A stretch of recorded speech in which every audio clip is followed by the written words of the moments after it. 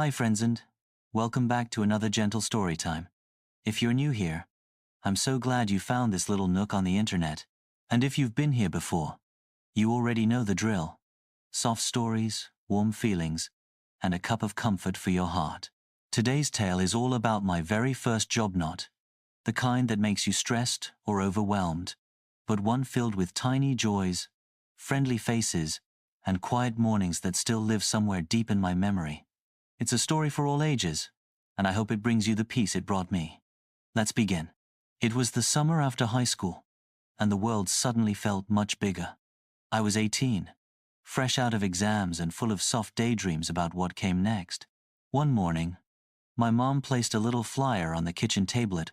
Was handwritten in loopy letters. Help wanted at Honeybell Gifts. Apply within. Honeybell Gifts was a tiny shop nestled on the corner of Maple Street.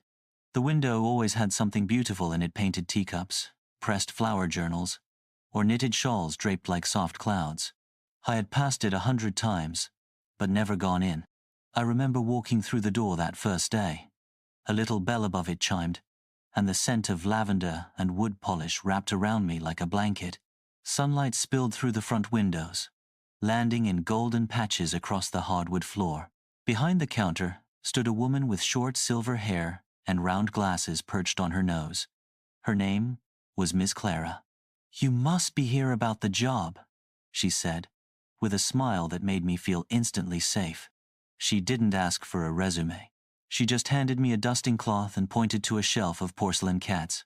"Let's start here," she said gently. And that was it. I was hired. The shop quickly became a second home. I worked every day from 10 to 4, wearing a soft cotton apron and greeting anyone who stepped in with a warm hello. My favorite part of the morning was opening up, unlatching the windows, watering the pots of daisies outside, and turning the little "open" sign with its hand-painted flowers.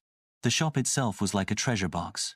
Shelves of old books, jars of homemade jam, candles that smelled like cinnamon or lemon sugar. There was a quiet corner in the back, with 2 velvet chairs and a table where regulars would sit and chat with Miss Clara over tea. It didn't feel like work. It felt like being gently woven into the quiet rhythm of something soft and lovely. One afternoon, as I was restocking greeting cards, a little girl came in holding her grandfather's hand. She stared at the shelf of wooden animals with wide eyes, and after 10 minutes of deep concentration, she picked out a tiny fox. "For my mom," she whispered, "because she likes quiet things." I wrapped the fox in brown paper and tied it with a yellow ribbon. As they left, the girl looked back and waved. Something about that small moment made my chest feel full in the best way. Working at Honeybell Gifts wasn't just about sales or shelves. It was about the stories people carried in with them, and how sometimes, when the world moves a little slower, those stories get to bloom. And in the coming weeks, I'd discover that this little shop had a few stories of its own to share with me. A few weeks into working at the shop, I started noticing something curious. It began when I was organizing the teacup display, delicate porcelain cups with tiny hand-painted violets, daisies, and forget-me-nots. Each one rested on a wooden shelf with a tiny paper tag tied to the handle. I lifted a cup to dust underneath and spotted something folded behind it. A note. It was written in looping handwriting on soft cream paper. "To whoever finds this, don't forget to take breaks and drink tea slowly. Life tastes better that way." I smiled, folded it back carefully, and tucked it in my apron. Later that day, I asked Miss Clara about it. She laughed softly, her eyes twinkling. "Oh yes," she said. "The shop likes to speak. You'll find little notes now and then. Customers leave them. I leave them. Sometimes, people just need to share a bit of light." From then on, I looked for them like tiny treasures. Inside jam jars, between pages of old poetry books, tucked into the drawer beneath the lavender soaps. Each note was different, but all of them felt like gentle whispers meant just for me. Things like, "You're not behind. You're blooming right on time." Or, "Some days just need a good candle and a kind friend." I started writing some myself. Short ones, warm ones. One of my favorites I tucked into a teapot box. "You don't have to have it all figured out. Just take the next small step." I loved the idea that someone I'd never meet might find it and feel a little less alone. That summer, the days fell into a rhythm that felt like a lullaby. Morning light through the windows, afternoon rain tapping softly on the glass, customers coming in with their own stories, birthdays, anniversaries, hard days needing comfort. One elderly man came in every Wednesday to buy a single peppermint truffle. For my wife, he'd say. She always loved them.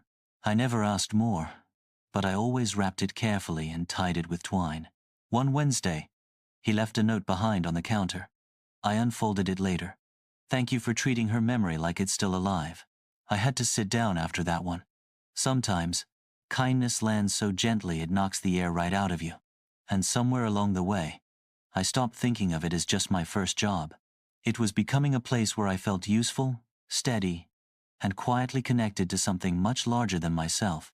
Of course, summer couldn't last forever.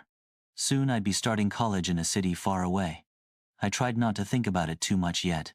For now, there was still time, still tea to pour, shelves to dust, and stories to find between the buttons and books. And, as it turned out, the most beautiful goodbye hadn't even happened yet. It was my second to last day at the shop. I came in early, as always, to open the windows and water the daisies in their clay pots. The air felt different, somehow more golden maybe, or just a little quieter. I think the shop knew, in its own way, that I'd soon be leaving. Miss Clara met me by the counter, holding 2 teacups and a plate of shortbread. Sit, she said warmly. No shelves today. We're making memories.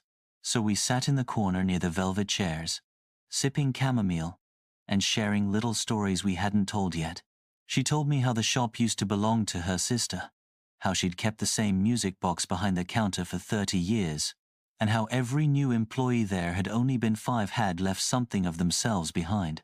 You'll do the same, she said. You already have. Later that afternoon, while I was tying ribbons around a row of honey jars, I saw a girl peeking in through the window. She was maybe 7 or 8, with curly hair and a serious expression. After a moment, she stepped inside and walked straight up to me. Are you the one who writes the notes? She asked quietly. I blinked. Some of them. I smiled. Why? She pulled a folded piece of paper from her pocket and handed it to me. I recognized my own handwriting. You don't have to have it all figured out. Just take the next small step. My big sister found this and gave it to me when I was scared about starting school, she said. It made me feel like someone understood. So, thank you. I knelt down, heart soft and full. I'm really glad it helped.